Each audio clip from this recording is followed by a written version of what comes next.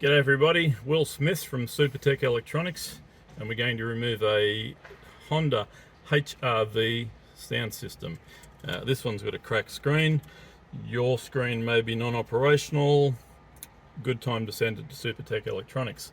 Now the tools you'll need today is a plastic spudger, a Phillips head screwdriver or an 8mm socket. Preferably if you use a Phillips head screwdriver, make sure it's magnetic.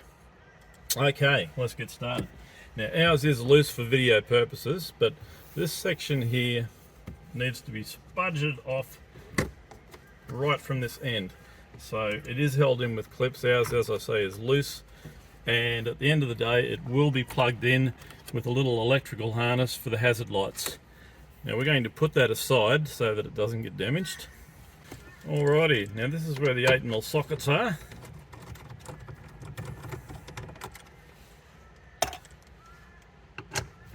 Okay, so bearing in mind there is an 8mm bolt all the way in there. That's why you need the extension, and preferably magnetized so you don't drop the screw in once you loosen it and get it out.